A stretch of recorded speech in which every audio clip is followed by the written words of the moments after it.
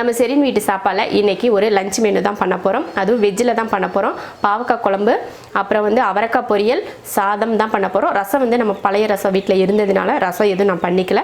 அதனால இந்த 3 தான் பண்ண போகிறேன். பாவக்காய் குழம்புனால எல்லாருக்குமே யாருக்கும் அவ்வளோவா பிடிக்காது. ஏன்னா அது கசப்பாக இருக்கும் அப்படின்னு சொல்லிட்டு அதிகமாக யாரும் சாப்பிட மாட்டாங்க வீட்டில். ஒரு சிலருக்கு அந்த பாவக்காய் குழம்புனாலே ரொம்ப விரும்பி சாப்பிடுவாங்க. எங்கள் வீட்லேயுமே பார்த்திங்கன்னா பாவக்காய் குழம்பு எல்லாருக்குமே ரொம்ப பிடிக்கும். ஏன்னா நான் வைக்கிற விதம் கசப்பு தெரியாத அளவுக்கு இருக்கும். அதனால தான் எல்லாருமே ரொம்ப விரும்பி சாப்பிடுவாங்க.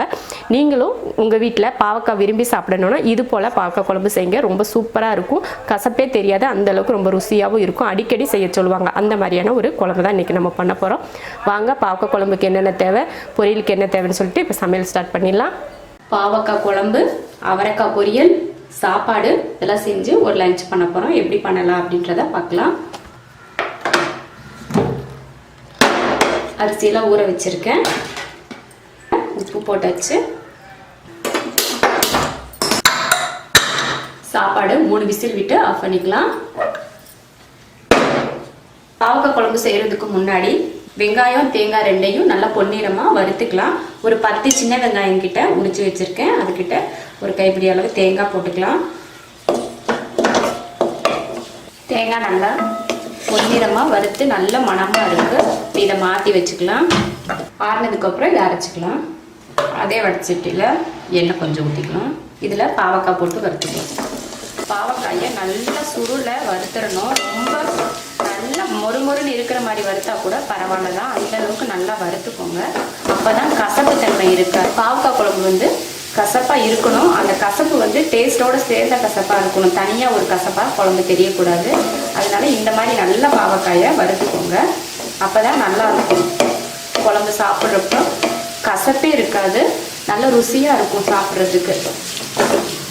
இந்த மாதிரி பாவக்காய் வறுத்து குழம்பு செஞ்சு கொடுங்க. அடுத்த தடவை பாவக்காய் குழம்பு செஞ்சால் வேணானே சொல்ல மாட்டாங்க. பாவக்காயை வறுத்தாச்சு. இப்போ இதை மாற்றி வச்சுக்கலாம்.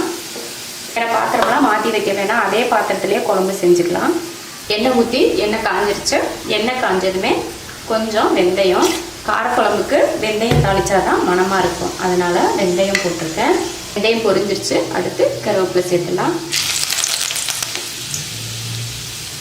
அடுத்து வெங்காயம். வெங்காயம் நல்லா ப்ரௌனாக வதங்கியிருக்கு.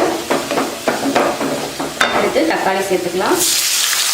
தக்காளி நல்லா வதங்கிருச்சு. இதில் பாவக்காய் சேர்த்துடலாம். குழம்புத்தூள் சேர்த்துக்கலாம். இப்போ 3 ஸ்பூன் குழம்புத்தூள் சேர்த்துக்கிறேன். குழம்புத்தூள் போட்டு லைட்டாக வதக்கி விட்டு ஒரு நெல்லிக்காய் அளவுக்கு புளி எடுத்தேன். அதை கரைச்சி இதில் ஊற்றிடலாம்.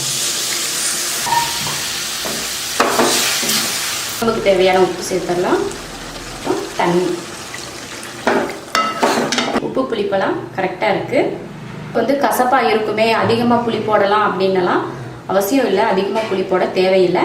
குழம்பு அந்த அளவுக்கு கசப்பாக இருக்காது. ஏன்னா நம்ம தேங்காய், வெங்காயம், பாவக்காய் எல்லாத்தையுமே முடிஞ்ச வரைக்கும் எவ்வளோ வதக்கணுமோ அந்தளவுக்கு வதக்கி தான் நம்ம செய்கிறோம். அதனால் கசப்பு இருக்கும், ஆனால் ரொம்ப சாப்பிட முடியாத அளவுக்குலாம் கசப்பு இருக்காது.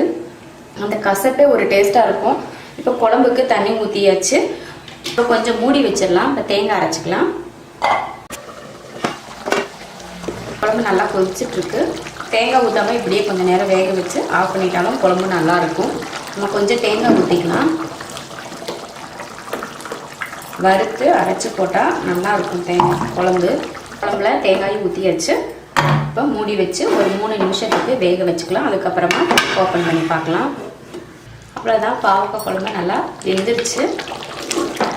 அடுத்து அவரைக்காய் பொரியல் பண்ணிக்கலாம்.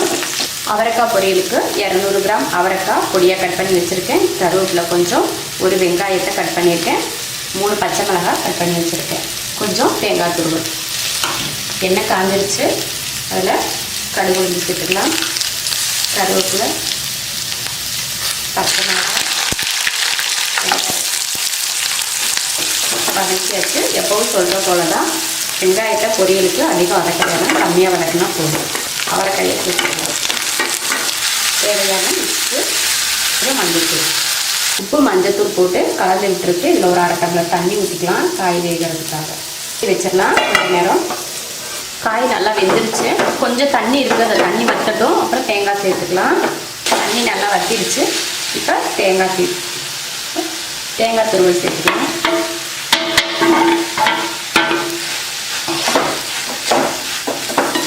அவ்வளோதான், பொரியலும் ரெடி ஆயிடுச்சு. சாப்பாடு 3 விசில் விட்டு ஆஃப் பண்ணி ஹாட் பாக்ஸில் போட்டு வச்சுருக்கேன்.